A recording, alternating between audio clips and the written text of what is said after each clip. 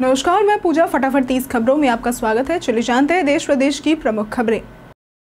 PM Modi की घायल यात्रियों से मुलाकात। प्रधानमंत्री नरेंद्र मोदी ने शुक्रवार को सिविल अस्पताल जाकर विमान हादसे में घायल लोगों से मुलाकात की। उन्होंने विश्वास कुमार रमेश से भी बात की, जो फ्लाइट में अपने भाई के साथ थे। टेक ऑफ के कुछ सेकंड बाद हादसा हुआ था। विश्वास ने बताया कि उन्हें होश आने पर चारों ओर मलबा दिखा और फिर कोई उन्हें एम्बुलेंस तक ले गया था।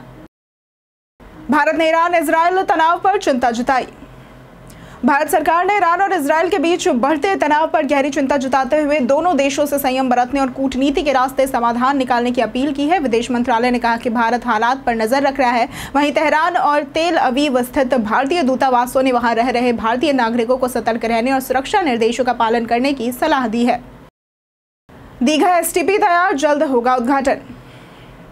बिहार के दीघा में बना राज्य का सबसे बड़ा सीवरेज ट्रीटमेंट प्लांट यानी कि एसटीपी अब अंतिम चरण में है। इसका उद्घाटन 20 जून को प्रधानमंत्री नरेंद्र मोदी करेंगे। 100 mld क्षमता वाले इस प्लांट से राजधानी के 300 किलोमीटर क्षेत्र का गंदा पानी शुद्ध होगा। इससे गंगा में फीकल कालीफार्म की मात्रा घटेगी। मंदिरी नाले से पानी लाने के लिए पहलवान घाट पर संप हाउस भी बन रहा है। अग्निवीर भर्ती एडमिट कार्ड अपडेट। भारतीय सेना अग्निवीर भर्ती परीक्षा 2025 का आयोजन 30 जून से 10 जुलाई तक ऑनलाइन होगा। उम्मीदवार अपने एडमिट कार्ड परीक्षा तिथि से 14 दिन पहले यानी कि 15 या 16 जून से joinindianarmy.nic.in पर डाउनलोड कर सकेंगे। ये परीक्षा विभिन्न पदों जैसे कि GD, technical clerk, tradesman, pharma इत्यादि के लिए होगी। रजिस्ट्रेशन नंबर और पासवर्ड से लॉगिन कर एडमिट कार्ड निकाला जा सकता है। बीएसएनएल का work from home plan. BSNL ने घर से काम करने वालों के लिए 599 रुपए का किफायती प्लान पेश किया है, जो 84 दिन की वैलिडिटी के साथ आता है। इसमें रोजाना 3 GB high speed data, unlimited calling और 100 SMS प्रतिदिन मिलते हैं। डेटा लिमिट खत्म होने के बाद स्पीड घटकर 40 kbps हो जाती है, लेकिन कनेक्टिविटी बनी रहती है। ये प्लान ईमेल, वीडियो कॉल और ब्राउजिंग करने वालों के लिए उपयुक्त है। जयशंकर की मैक्रो से अहम मुलाकात। विदेश मंत्री एस जयशंकर ने पेरिस में फ्रांस के राष्ट्रपति इमैनुअल मैक्रो से मुलाकात की और प्रधानमंत्री मोदी की शुभकामनाएं भी उन्हें दी। उन्होंने आतंकवाद के खिलाफ फ्रांस के समर्थन के लिए आभार जताया। यूरोप दौरे के तहत जयशंकर ने आर्मेनिया और ईयू नेताओं से भी मुलाकात की। भारत यूरोप रणनीतिक साझेदारी, FTA और सुरक्षा मुद्दों पर चर्चा की गई। कैंची धाम मेला, सुरक्षा और डायवर्जन योजना।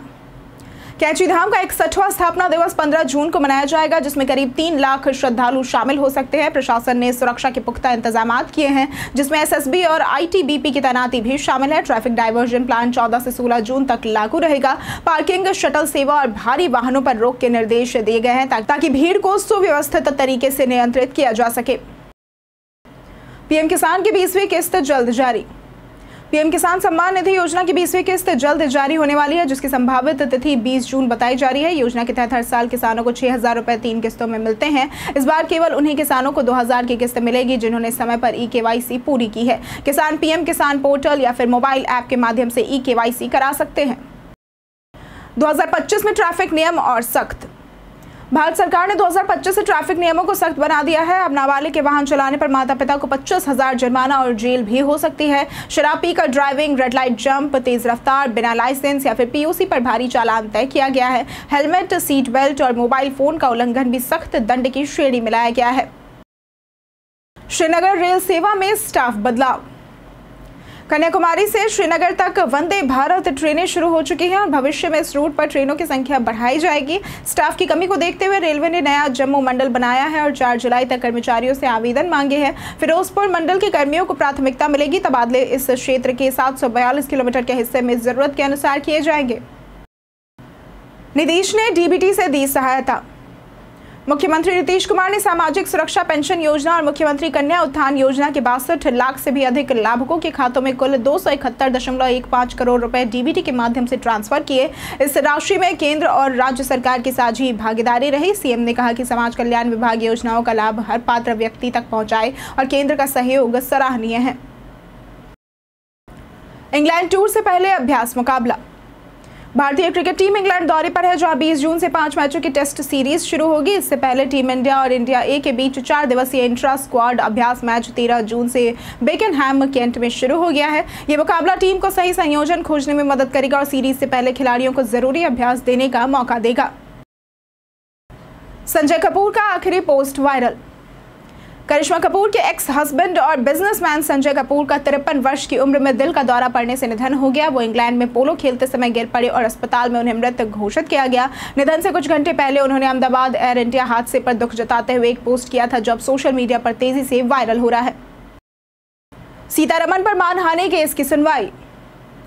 दिल्ली सरकार के पूर्व मंत्री सोमनाथ भारती की पत्नी लिपिका मित्रा द्वारा वित्त मंत्री निर्मला सीतारमण पर आपराधिक मानहानि का मामला दर्ज किया गया है। आरोप है कि सीतारमण ने उनके खिलाफ अपमानजनक बयान दिए। इस मामले पर राउज एवेन्यू कोर्ट 26 जून को सुनवाई करेगा। कोर्ट ने शिकायत की प्रति सीतारमण के वकील को देने का निर्देश भी दिया है।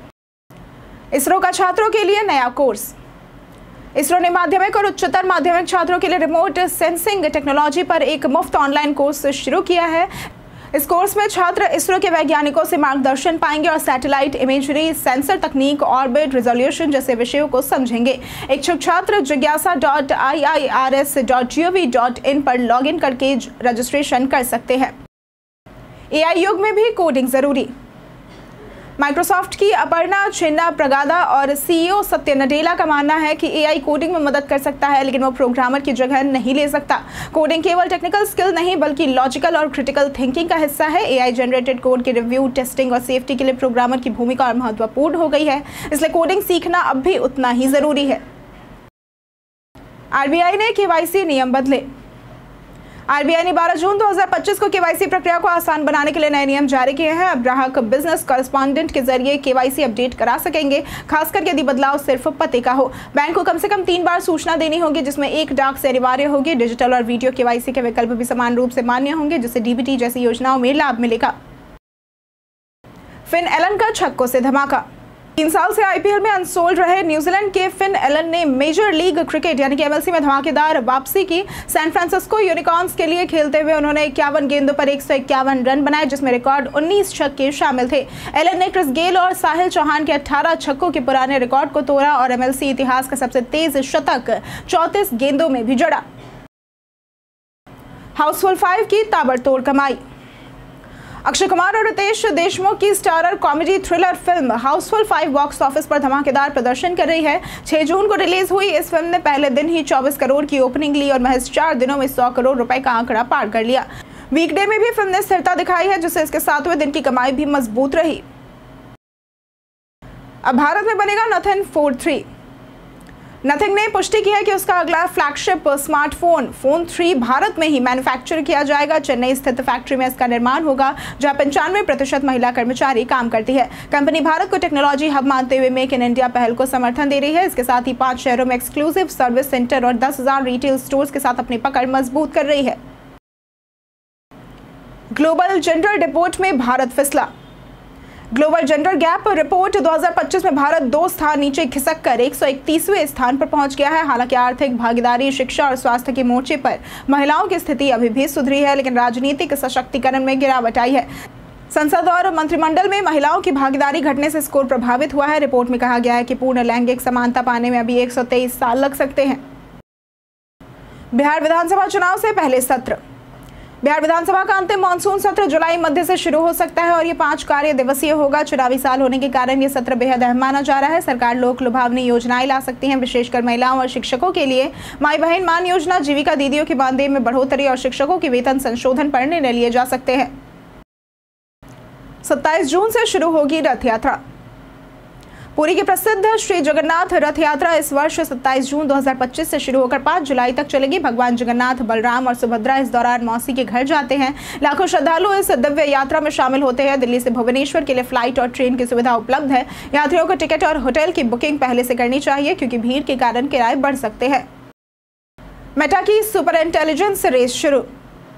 मेटा के सीईओ मार्क जुकरबर्ग अब सुपर इंटेलिजेंस विकसित करने पर फोकस कर रहा है, ऐसा एआई जो इंसानों से तेज सोच सके। जुकरबर्ग मेटा की धीमी एआई प्रगति से असंतुष्ट है और अब नई एआई टीम बना रहे हैं, जिसमें 50 विशेषज्ञ होंगे। कंपनी इस प्रोजेक्ट के लिए भारी सैलरी ऑफर कर रही है और लामा मॉडल को ओपन सोर्स बनाएगी, ताकि डेवलपर्स स्वतंत्र रूप से इसका उपयोग कर सके। नीट यूजी 2025 रिजल्ट कल घोषित। नीट यूजी 2025 का रिजल्ट 14 जून को neet.nta.nic.in पर जारी किया जाएगा। 4 मई को आयोजित इस परीक्षा में 20 लाख से अधिक छात्र शामिल हुए थे।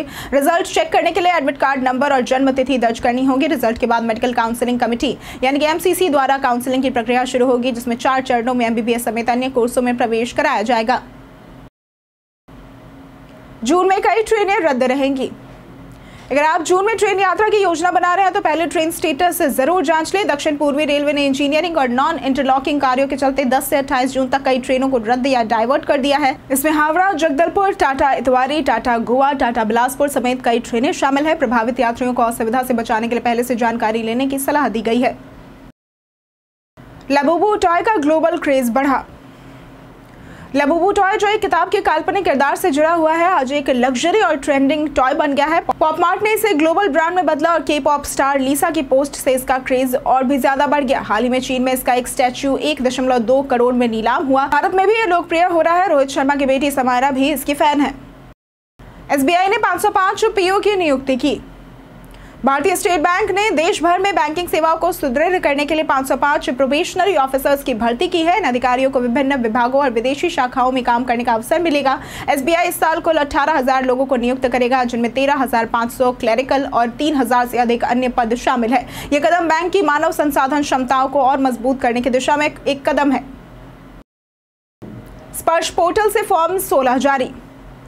डिफेंस पेंशनर्स के लिए राहत की खबर है। वित्त वर्ष 2024-25 का फॉर्म 16 अब स्पर्श पोर्टल पर उपलब्ध है, जिससे इनकम टैक्स रिटर्न फाइल करना आसान हो गया है। ये फॉर्म पेंशन पर TDS की जानकारी देता है। पोर्टल पर लॉगिन कर फॉर्म डाउनलोड किया जा सकता है। इसके साथ ही प्रोजेक्टेड टैक्स समरी फीचर से अनुमानित टैक्स डिटेल्स भी चेक की जा सकती है।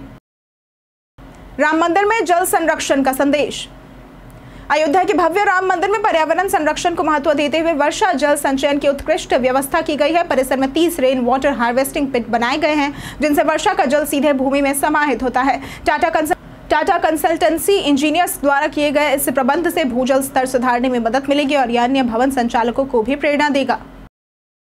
आज के लिए फिलहाल इतना ही। जिन लोगों ने हमें कमेंट किया था उनके नाम हैं जितेंद्र ठाकुर, मनोज दास, नौशाद रजा, संजीव कुमार, युवराज कुमार और दीपक कुमार।